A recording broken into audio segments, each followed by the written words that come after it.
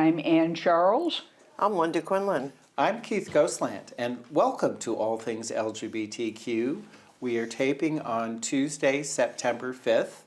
All Things LGBTQ is taped at Orca Media in Montpelier, Vermont, which we acknowledge as being unceded Indigenous land. And speaking of lands, you're taking us to far and distant places. I am. I'm starting in Asia, where I have some news about Lebanon that I'd like to speak about at length. Last time I said that Lebanon was trying to ban Barbie, but amazingly it hasn't. But there's other trouble in Lebanon. Rainbow school books, movies, and drag shows have all been targeted in Lebanon in recent weeks as politicians, religious leaders, and vigilante groups step up a campaign against the LGBTQ community in a country that has long shown relative tolerance. At a time when Lebanon is in the grips of one of the world's worst economic meltdowns, they're turning their attention to LGBTQ people as scapegoats. In recent weeks, they united to fight the LGBTQ community. Politicians and religious leaders have intensified a campaign that's sort of like the culture wars here in the U.S., raising alarm over symbols and trends that might normalize queerness as an existential threat to society. Of course, an anti-LGBTQ crackdown is happening elsewhere in Asia. In some cases, the targeting comes in spite of recent Quran burnings in Europe, which sparked angry protests in Iraq and other Muslim countries. Local religious and political leaders have painted the LGBTQ people as responsible as part of Western attacks on Islamic values. Many protesters have burned rainbow flags. Lebanon was once seen as tolerant, as I said. Last week, several dozen men from a Christian extremist group, dubbing itself the Soldiers of God, trashed a Beirut club hosting a drag show. They beat up several people, driving some patrons to hide in a bathroom. "This is the venue of Satan," one member yelled while filming on his mobile phone. "Promoting homosexuality is not allowed. This is just the beginning." The education minister also banned a game of chutes and ladders that was distributed to schools as part of a USAID project because it was decorated with a rainbow. Lebanese media reported this. The video circulated online showing a man in the northern city of Tripoli using black paint to cross out a rainbow on the side of a van distributing these books. In early August, the cultural minister Mohammed Murtada requested a ban on the movie Barbie, but that didn't go through, amazingly. The directorate, however, ruled that the movie is permitted and is supposed to start showing in September, so that's a little contradiction to the trend. The Islamic Cultural Center submitted a request to shut down Halem, the first LGBTQ rights organization in Lebanon and the Arab world, founded in 2004. The prosecutor's office referred the case to the Interior Ministry, and that's still being decided. Shops have taken out rainbow-decorated cakes, T-shirts, etc. Anything connected to Pride Month, like in the U.S. and the war on Target. So the rainbow doesn't even have to be associated with anything specifically queer. It's just a rainbow in and of itself is taboo now. Yeah. Right. Religious No more figures. rainbows. No more rainbows. Religious figures from Lebanon's multiple Christian and Muslim sects, as well as political officials, have been spearheading these attacks. The leader of a Shiite militant group called in a recent speech for the death penalty on people engaged in same-sex acts, calling homosexuality a clear and present danger. He accused NGOs of circulating books for school children that promote homosexuality and called for the books to be banned. Sounds a little familiar. Lebanon does not have a law that clearly bans same-sex acts, but there's an article of the Penal Code that prohibits sexual relations that contradict the laws of nature. And that's been used to penalize homosexuality, although some judges don't enforce it.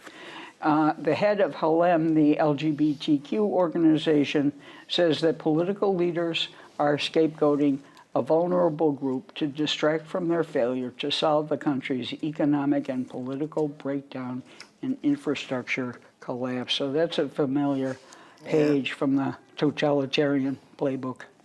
On better news and a bizarre story, in India, the India Supreme Court has issued a guide, sort of an LGBTQ handbook for the judiciary. It puts in place protocols that may be followed by the police and magistrates when adjudicating criminal complaints by LGBT or against LGBTQ people. It's essential because police sensitization has been primarily lacking regarding how they should treat people from the queer community. One of the major highlights is the acknowledgement that the police has really been out of step with any sensitive guidelines for behavior. It offers a useful framework to challenge entrenched belief systems, but a glossary for the LGBTQIA+ may still be some time away. The handbook combating gender stereotypes is a welcome document. Not only does it point to gender-based prejudices embedded in legal discourse, it offers straightforward replacement words that are respectful. For example, chaste woman and career woman and concubine are simply replaced by woman without the moralistic adjectives. So there we go. There's some progress in India in certain directions. Terrible story I'm following up on. I have a picture before you now of Sarah Ahmed. She is the 18-year-old girl from the Druze town of Kisra Samel who was threatened years before her murder because of her sexual orientation. The Haifa District Attorney filed an indictment on Sunday against the individual suspected of having murdered her on June 9th, 2023. The indictment's a result of months-long investigation, including Ahmed's brother, Saeed Ahmed, 29, who hired hitmen to kill her because she was a lesbian. So, you know, her body was found. There was speculation that it was a so-called honor killing, and it's been revealed that it was. His hitmen, Hisham Maridi, 39, and Shadi Abu Soraya, 39, were also included in the indictment. The three were accused of murder, arson, and obstruction of justice. She was forced to leave her family's home in 2020 when she was 16. She subsequently stayed in homeless shelters. She found herself broke and went home because family members were sort of requesting that she return. Her brother even sent her money, promising more if she returned. He promised her, of course, that she would not be harmed. Ultimately, she chose to live with her sister and brother-in-law, and she ran away from home again on May 16, 2023, filing a police complaint. She was found by her family and made to return to the family home. Soon thereafter, the brother hired the hitmen. He told her that he would meet her in a certain parking lot to switch cars with her. Happy about the prospect of getting a new car, she agreed. It was in this parking lot that the hitmen killed her, crashing into her car with their own and opening fire on her when she tried to run away. Terrible, terrible. Okay. Family. Yeah. Two more quick stories from Asia. Iran bans the media, speaking of language, from using the term homosexuality and says that the media must use sexual deviance. Jeez. Oh, that's nice. Could we get T-shirts? Major Iraqi parties in the past 2 months have stepped up criticism of LGBTQ rights with rainbow flags recently being burned in protest by Shiite Muslim factions opposed to the Quran burnings in Sweden and Denmark. So again, we're being scapegoated because of that. Now, in my last story, it involves a clip. So let me tell you about this film from Hong Kong, Happy Together. It's a Hong Kong beauty of a romance drama, according to this critic, called Happy Together, starring Leslie Chung and Tony Chung Chu Wei in the lead roles as turbulent lovers. The gay couple go on a trip to Argentina together, where they're forced to realize the true power of their relationship. The movie was regarded as one of the best LGBTQ movies of the new queer cinema, as well as the third greatest queer movie by the British Film Institute. The first two, I wonder about their taste, was Carol was first and The Weekend was second. But anyway, let's take a look at the clip of Happy Together from Hong Kong. Are you fine? 不如我哋由頭再嚟過。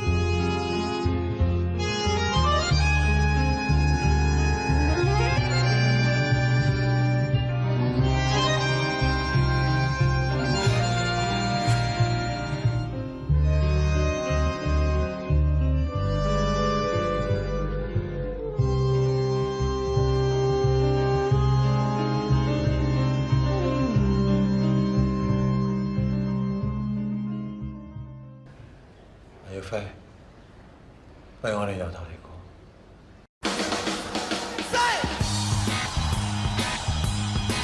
Imagine me and you, I do. I think about you day and night. It's alright to think about the girl you love and hold her tight. So happy together. If I should call you up, invest the time, and you say you belong to me, and ease my mind. Imagine how the world would be so very fine, so happy together.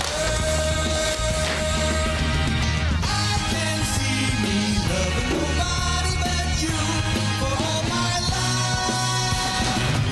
Let me the skies will be blue for all my life.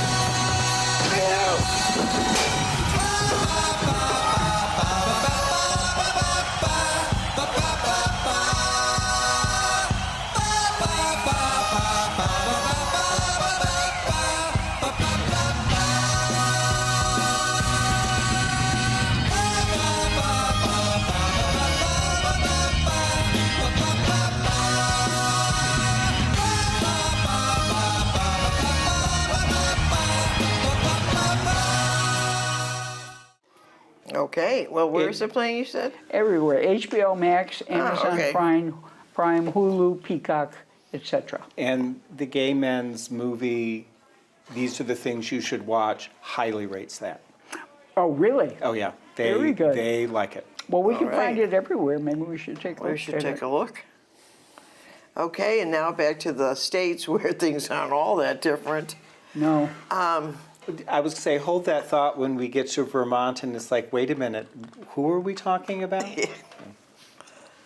Universities in Florence, Texas were excluded from a national list of LGBT-friendly schools put together annually by Campus Pride. And presenting the 2023 and 24 list this week, the nonprofit group said the exclusions were a result of new state laws that endanger and harm LGBTQ people. So if you have a child or you're going to college yourself, you might want to look at this list, which you can find online. A federal judge Friday granted a temporary restraining order preventing enforcement of Tennessee's anti-drag law against Pride Festival taking place in Blount County Saturday. A U.S. District Court has already found the law unconstitutional, but the prosecutor for Blount County has sent a letter warning Blount Country Pride organizers and the college and cities hosting the event that he intends to enforce the law against it. Blount County District Attorney General Ryan Desmond said he has determined that the ruling striking down the Adult Entertainment Act was applicable only in the Tennessee Judicial District where a suit against it originated, which consists mostly of Shelby County and includes the city of Memphis. The Tennessee Attorney General has concluded that as well and has appealed the ruling. Desmond added the Adult Entertainment Act classifies drag performances as adult cabaret acts and says they cannot be held on public property or where they might be viewed by a minor. So they're putting up a little fight there. That's good. Good. Richard Grindell, who is the highest-ranking out gay Grinnell. who is the highest-ranking out gay official in Donald Trump's administration, is calling foul. What a shame. Yeah, You need to leave. The Texas Republican Party, he wants them to lift the ban on the log cabin Republicans. He tweeted about the matter after Texas Governor Greg Abbott, a far-right anti-LGBTQ NGO peer, announced that his state will host the Republican National Convention in Houston. So I think it's time for you, log cabin Republicans, to leave, don't you? Change parties. They have 80 chapters across the United States. So I hope nobody joins it, but there you are. Oh, it's thriving, I think. Yeah? I mean, what do they have to be slapped in the face 1,000 times? The Miami-Dade County School Board is considering a proposal for the school district to recognize October as Lesbian, Gay, and Bisexual, Transgender, and Queer History Month. But the move is facing opposition from board members who say the recognition could run afoul of the state's Don't Say Gay laws. The board has approved a similar resolution in 21, but rejected the proposal last year following passage of the controversial law. And they're not just saying gay, they're saying all the words. Yes. You know, it's kind of nice though that at least people are trying to fight back in Of some course. areas, but a school district in North Central California has agreed to pay $100,000 settle a lawsuit brought by a mother who claims school officials convinced her child to identify as bisexual and transgender and concealed that information from her. That sounds just crazy, doesn't You it? know, the Spreckles Union School District agreed to the settlement with her in June, and a federal judge approved it. Under the terms, the district denies any wrongdoing. The judge dismissed the suit with prejudice, which means it cannot be refiled. Correct. It sounds like they just paid it off to get Sound familiar? I know. And I think I have a picture of this guy. No, I don't. I thought I did. Okay. The actor who plays a popular character on the Netflix series Sex Education has come out as queer. Nukti Gatwa, 30, who plays Eric, a teenager who is out and gay and whose storyline revolves around his love journey, disclosed for the first time publicly that, like his character, he is part of the LGBT community. Have you ever watched Sex Education? No. Me either. And then there's a Maryland transgender boy with disabilities died last year in what police are calling a case of criminal neglect by his parents, who had been charged with second-degree murder. Morgan Moore died May 10th at age 17 at his home in Montgomery Village. His passing is just now being recognized as one of the violent deaths of transgender people in 2022, as some media reports at the time of his death misgendered him. So, and this is good news. Fabian Nelson, a gay black man, is on track to become Mississippi's first outstate legislator. Nelson won Tuesday's runoff in his district's Democratic primary for Mississippi House of Representatives. And the Republicans have no candidate running in the general election, so Nelson is assured of winning the seat in November. I still think I'm in a dream, he said. I'm still trying to process it and take it in. It's still shocking to me, I have to be honest. So I heard on Gay USA that there was 2 states who had never, ever had a gay representative in their legislature. One was Mississippi, and the last one who has never had one, unbelievably enough, even from New Orleans, Louisiana. is Louisiana. Amazing. Well, it's time. Now, this is exciting for all you people. This will be my last story right now, but this is exciting for anybody who wants to go to Las Vegas. The Queen Las Vegas is opening. The first LGBT property on the Las Vegas Strip is now opening doors. Get ready, Ann. RuPaul Drag Race alum Shangela and Las Vegas Mayor Carolyn Goodman will attend the hotel's opening this Friday, along with many notable faces and a possible A-list celebrities in the community. The mid-century modern-style space will have a little bit of everything, as Queen Las Vegas visitors can check out the hotel, restaurant, gaming lounge, and nightclub. I say that's mine. Oh. As the only LGBTQ property on the iconic strip, Queen Las Vegas will roll out its phases with the restaurant and nightclub opening first. So, I know, Ann, let's get our tickets. We're out of here. I can see them at the slot machines Yes. Oh, no, we don't do slots. We don't do slots, we do Table games. table game, blackjack. I wouldn't go against her. So the trivia, and Anne figured it out. In the most recent Stuck in Vermont video series, they highlighted Peter Harrigan and Stan Baker for their collection of 600 Barbies and then a collection of Ken dolls. And apparently they make little scenario vignettes with the dolls that are then displayed. However, people may know Peter Harrigan and Stan Baker for something other than their Barbies. What might that be? So looking at events, Words in the Woods, finally. Yes, finally. 16th, 11 a.m. Yep. Elmore State Park. Yep. Come and picnic with them. Rainbow Umbrella, the women's discussion group, is coming back, It is.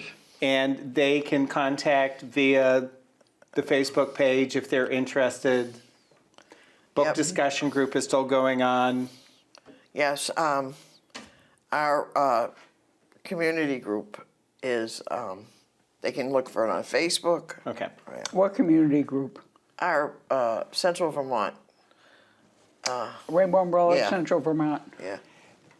And on Monday, the 11th, someone may be celebrating a Ruby anniversary of 41 years as a couple, and congratulations. Oh, Thank you. thank you. So, Mosaic, the sexual violence program in Barrie, on Saturday, October 7th, they are hosting a rainbow fair and dance party at the Central Vermont Marketplace, the mall.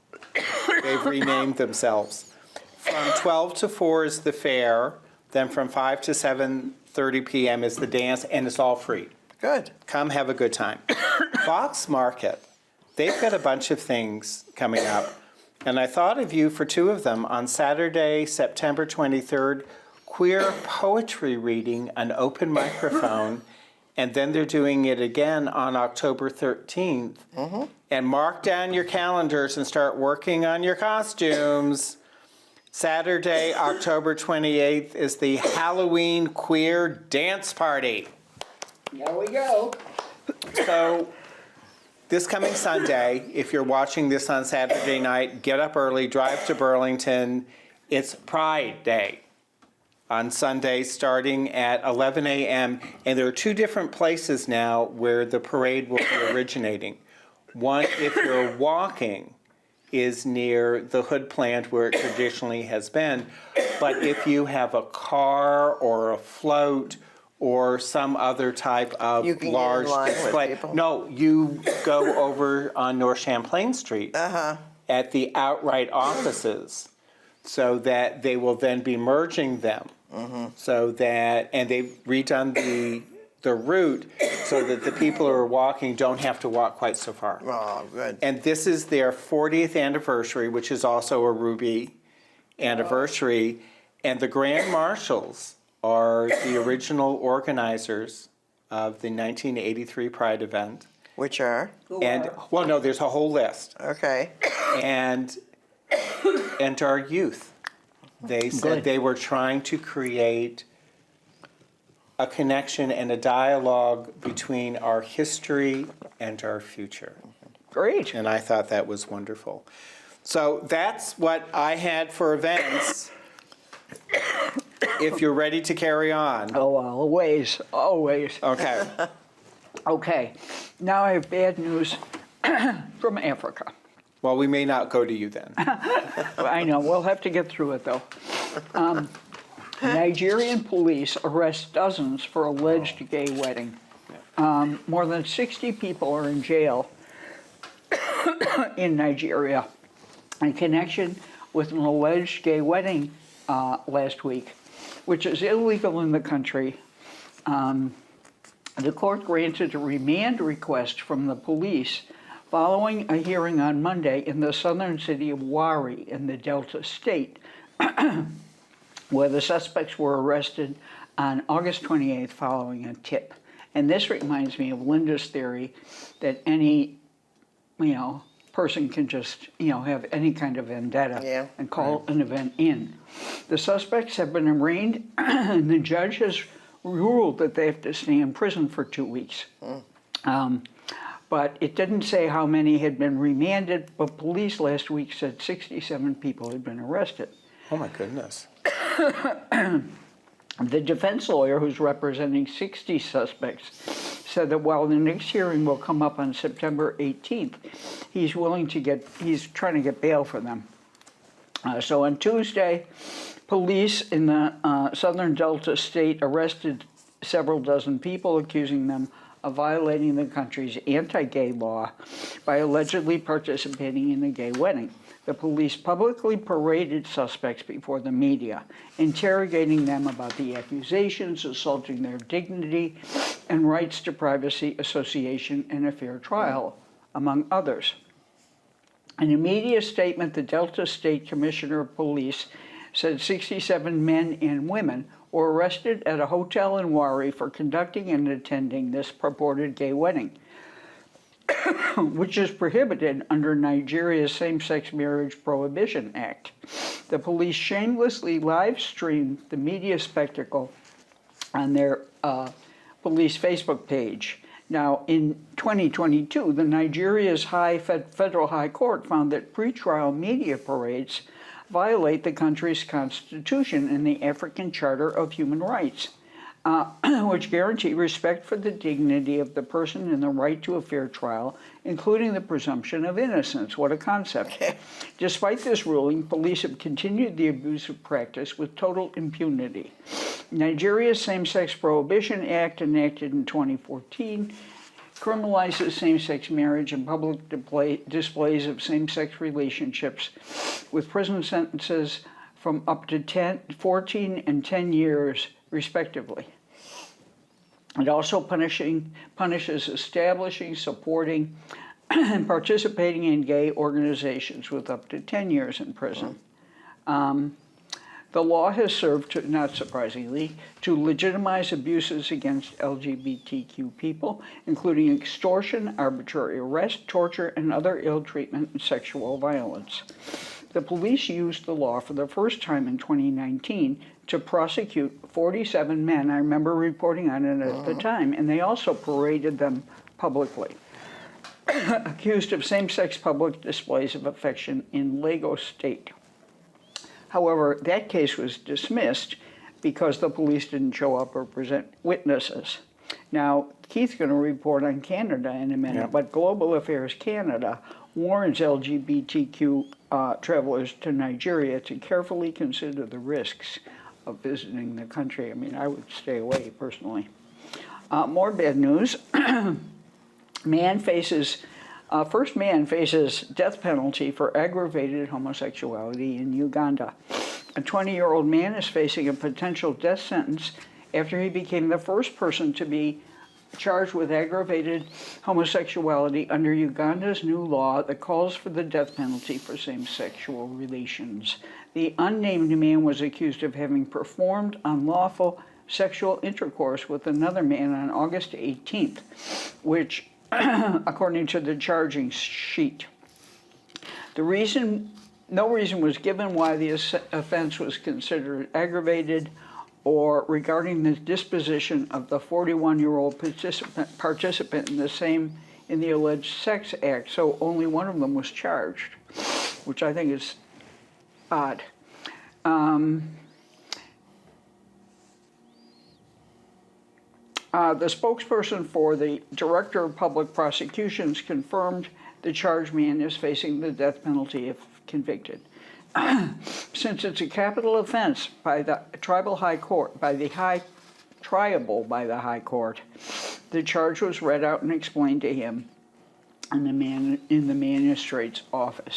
His lawyer and 4 other individuals have been charged under the new law, but his lawyer says her client is the first to be charged with aggravated homosexuality. She declined to comment further, except to state that she believes the new law to be constitutional. So does everybody. Also in Uganda, here's the 4 people. They were arrested Sunday for acts of homosexuality at a massage parlor. The arrests occurred in Buikwe, a town 35 miles east of Kampala. The police operation was carried out following a tip-off by a female informant to the area security that acts of homosexuality were being carried out in the massage parlor, the police said. 2 of those arrested were women. So we know about the anti-homosexuality bill in 2013 passed by Ugandan Parliament, so we won't review those unpleasant particulars. But I want to remind you that Joe Biden condemned the law in May, and the World Bank cut off funding to Uganda because of the new law. The new law is facing a challenge in the Uganda courts.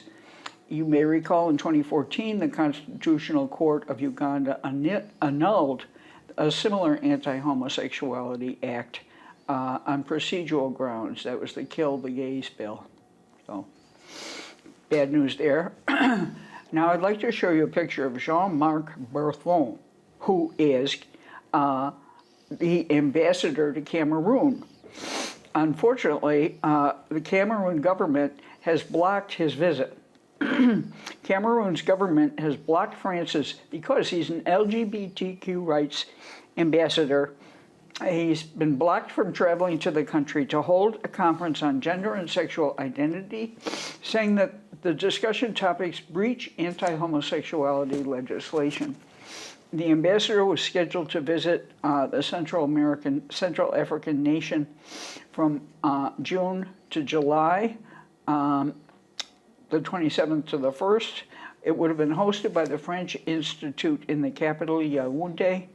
The government sent a diplomatic notice to the French ambassador in Cameroon to signal its opposition to the visit. The notice informs the French embassy that the government is opposed to all of his planned activities, including the proposed conference. French embassy did not respond. Abuse toward the country's LGBTQ plus community is on the rise, including violent attacks and arbitrary arrests. However, well, not surprisingly, Cameroon has also banned Barbie. We have to wrap up here, Ann. I have two important stories from Australia. First, I want to talk about Never Let Him Go, the groundbreaking new true crime documentary about a gay man who was killed in a hate crime. It premieres on Hulu on September 6th. It's a 4-part docuseries following Steve Johnson's decade-long journey to find out what happened to his brother Scott, whose body was found at the base of a cliff in Australia in 1988. I've talked about it at length, so let's look at the clip. For 30 years, my brother's death was this mystery. Did he trip? Was he pushed? Did he kill himself? There's no way to undo it. We tried. Scott was shy, gentle, and ridiculously smart. He was quite brilliant. Everyone idolized him. Scott was fearless all of his life. But this person that I knew better than anybody else, I didn't know as well as I thought I did. He came out to both of us, and I was scared. I knew people who were gay. I knew people who had been beaten. I thought he would be an easy target. Scott decided he'd move to Australia. He went that far away. That was hard. It didn't really cross my mind that he could get into trouble. There's been some human remains found at the bottom of North Head, and the body was naked. I get a phone call telling me that Scott has died. He fell from a cliff. I have to take a break. That night, everything changed. The coroner said, your brother committed suicide. It was clear from the very outset that there were tensions between the police force and the Johnsons. Committing suicide naked is almost unheard of. What's going on here? We were learning about a pattern of violence against gay men. They were really violent attacks. It's terrifying that the world can be so poisoned. We've had some chilling evidence. We've got 97 persons of interest. What are the police waiting for? All of these things just keep snowballing. It was an absolute hornet's nest. Oh my goodness. No one knew it was coming. The walls are closing in. It's really challenging to watch someone in your family be consumed by unanswered questions for so many years. I start to realize that I was going to have to go it alone. It's about finding justice for my brother. Sometimes you just have to stir the pot. Well, it's about time, isn't it? I was going to say, you've reported on that story several times as new pieces of information became available. And now they're doing a film. I have a quick one more follow-up from Australia. Safety concerns have arisen after Sydney's latest anti-LGBTQ plus attack. I'd like to show you a picture of Carla from Bankstown, a drag queen who was going to appear in Western Sydney. It was Wear It Purple event at a shopping center. It was shut down after a group of men began ripping down rainbow flags, spitting and hurling abuse. It was a pop-up stall, the latest in a series of anti-LGBTQ protests, including organized disruption of drag storytime events and incidents of homophobia and transphobia. The City of Canterbury Bankstown spokeswoman said the targeted attack on the stall was a hate crime. So now they're proposing that all LGBT and drag events occur in federal buildings so that there's security. One step forward, 6 steps back. Okay, I have, we reported on those, the flags at, in New York at Stonewall that were attacked and all the flags ripped down. Well, it turns out it was a man from Colorado who did that. They had a picture of it, and him, and there's somebody else involved who they haven't gotten yet, but they're getting to that. And then I have a clip on the day I was born black. Says in a character as gay civil rights icon, and how do you pronounce it? Bayard Rustin in the teaser trailer for Netflix upcoming biopic Rustin. The film follows Rustin as he leads civil rights activists in organizing the historic March on Washington, which celebrated its 60th anniversary over this weekend. It explores the difficulties Rustin had in the civil rights movement itself for being an out gay man. Rustin is directed by Tony Award-winning director George C. Wolfe, Ma Rainey's Black Bottom. So here is the clip on the day I was born.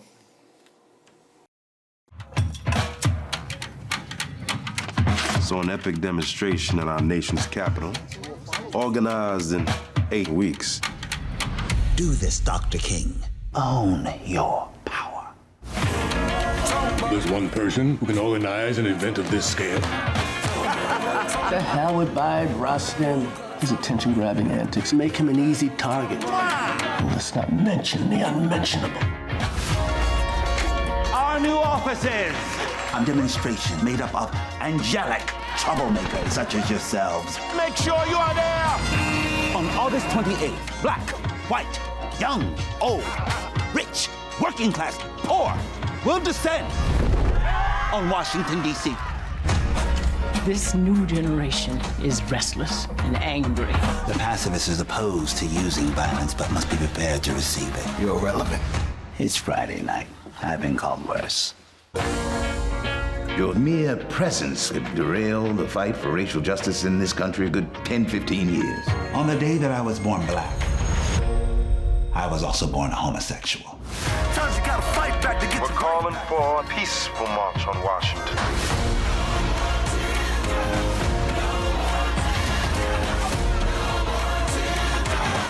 We are committed to the cause of altering the trajectory of this country towards freedom. They either believe in freedom and justice for all,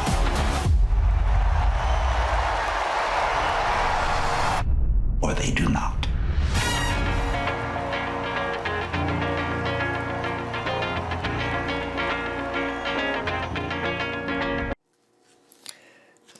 I really want to see that. Oh, me too. I do. He just got such a bad rap by posterity. He got ignored. Because of, homophobia. Yep. And Milwaukee are honoring Ronnie Grace, a longtime HIV educator and LGBTQ plus activist who is now dealing with stage 4 liver cancer. A dozen people took the stage at a recent community gathering to let Grace know how much he is appreciated and loved as it takes on the later stages in his life. So, and let's see. Oh, I love this story. A California library kicked out a Moms for Liberty chapter when speakers invited to conduct a talk at the library failed to respect the institution's code of conduct by continuing misgendering transgender people. So then, after they're thrown out, surprising enough, there's a lot of bomb threats. And so the building had to be evacuated, but they're I'm telling you. I know. Hold that thought. Okay. And then I have another clip from a Paramount Plus series called lioness. Oh. De Sala de Oliveira plays an undercover CIA operative who is tasked to become friends with a suspected terrorist's daughter. Played by Stephanie Nur, the series comes from Taylor Sheridan, who serves as showrunner. The Oscar-nominated screenwriter is behind Paramount Plus series Yellowstone, and Special Operations Lioness features a sapphic James Bond scenario with De Oliveira's and Nur's character having an affair. The queer element often not found in Sheridan's work, and here is the clip for that. You up for playing outside the lines?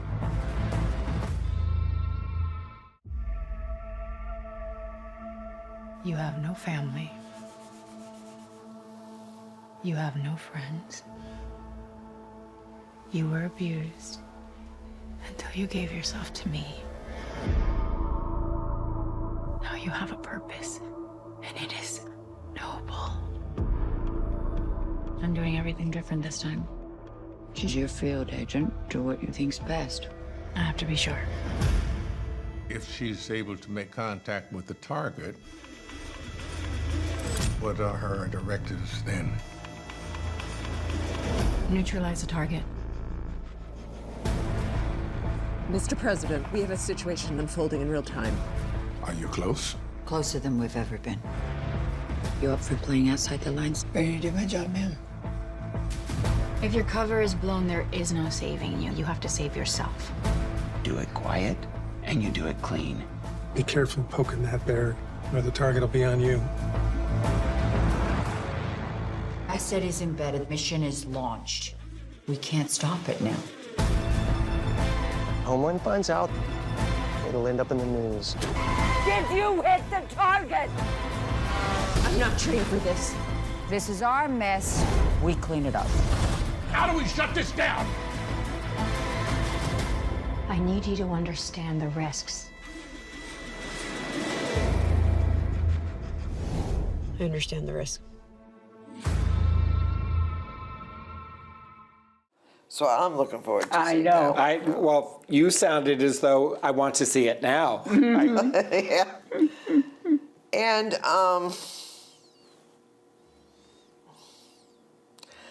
so in New Jersey, families gathered in Princeton on Saturday to enjoy a Drag Queen Story Hour event, and they were forced to evacuate the Ruston Center for Social Justice after somebody threatened it with violence. So somebody called in a threat there. I'm telling you, we can't go anywhere. Oh, and Alice Cooper. Remember Alice Cooper? No I doubt. know. I know. Anyway, he made a statement saying that, He made several statements. I know, and he's been kicked off his cosmetic gig,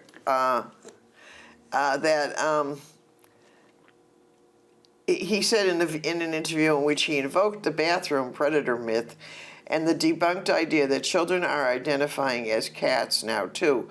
So now he has lost his Good. yeah. I know. And let's see what else we have. Oh, there's some trouble with the police department in a city outside of San Francisco. Did anybody hear about this? Anyway, there's this whole group of cops. Yes, I heard about it. Who did racist and hostile text messages, and they were sent by officers. Angry residents crowded City Hall on Tuesday evening as the Antioch City Council unanimously approved audits of the department's internal affairs unit in hiring and promoting practices, and the department's unit and culture. Officers named 17 officers, official named 17 officers who sent text messages, including the president of the Antioch Police Union, that were racist, homophobic, and sexist, and they were freely making racial slurs and making light of the police killing of George Floyd in 2020. So I'll have to keep up with that to see if anything actually happens. Oh, and then this guy was going to classes, Tyler Nobleman, and talking about Batman. And he mentioned that Batman, the man who originated Batman, Mark Tyler Nobleman, I think is his name, that the Batman, the originator of the story's son was gay. So there was a big uproar about that. And so I think that's pretty much it. Keith, we will move on to you now. And you've both made references to two things here in Vermont, or two things impacting us. Moms for Liberty. They're here? Yes. Lieutenant Governor David Zuckerman has been touring the state with the Banned Books Are Books Worth Reading tour. And the libraries where he is doing the readings, and they read from the banned books.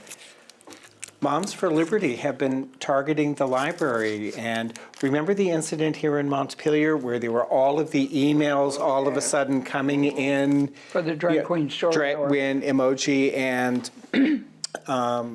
Nikki Champagne were doing Drag Queen Story Hour. Same thing is happening. Wow. So the thought that we are safe here, we have to be even more vigilant because of the progress that we have made with specific pieces of legislation. We are more of a target. The Global Affairs Canada, not only Nigeria, the U.S. is on their list of you may want to use extreme caution visiting. And it was specific to their 2S for two-spirited LGBTQI citizens, saying you need to be looking at where it is you want to visit, because the ACLU said that they're tracking 475 different anti-LGBTQ plus bills, of which 80 have already been signed into law. And they also cited Human Rights Campaign with their travel advisory for Florida.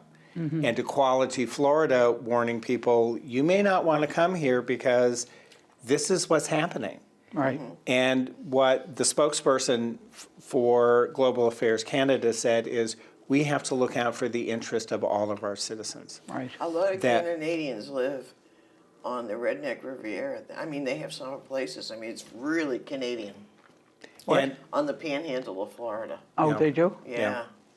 And what they were saying is we need to protect all of our citizens, because they were questioned of if they had warned the U.S. in advance of we're issuing this travel alert. And they said, we need to look out for Canadians. So, in keeping on that whole theme, we have talked in previous shows about both the legislature and the Agency of Education trying to come up with criteria for independent schools. And that's the term that's now in statute, that's the term that's in Agency of Education policy, is independent schools or approved independent schools. And in 2019, and we reported on it, and we were involved in the advocacy for the Racial and Equity Justice Task Force. Well, they issued a 26-page report of this is what schools could do to ensure that all of American history is equally represented, that underrepresented communities have just as much a place in our history, in our academia, as anybody else. There's been some conflict because apparently the public schools and the independent schools have two different protocols, and they're referenced in different statutes, so that what the task force recommended, the Agency of Education is only applying to public schools, and they're having to redo the protocols for approved independent schools. Even though they get our money?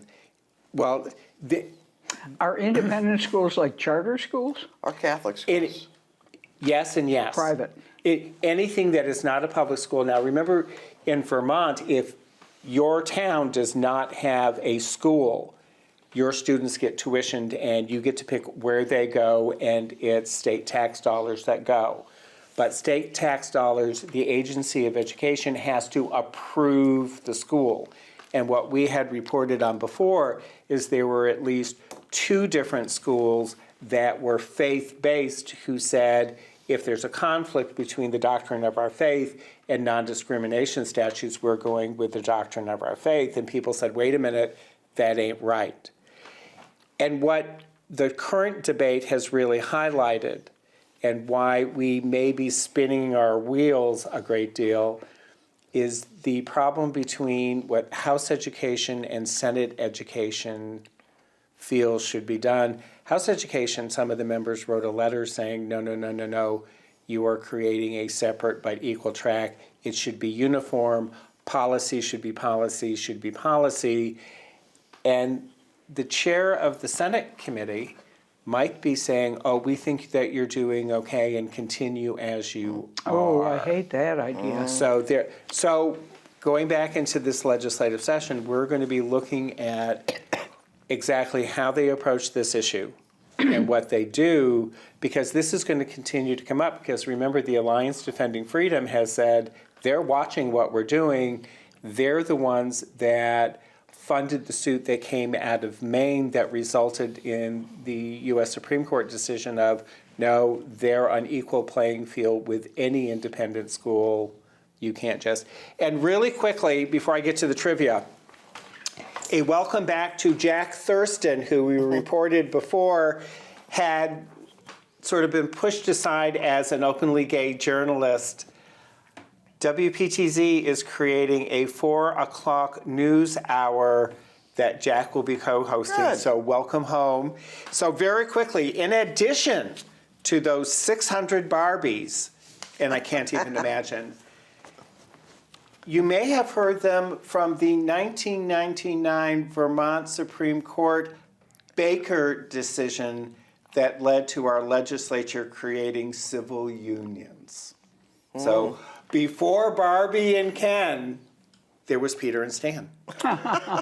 So with that, remember, as hot as it gets, as awful as it looks, we must keep resist.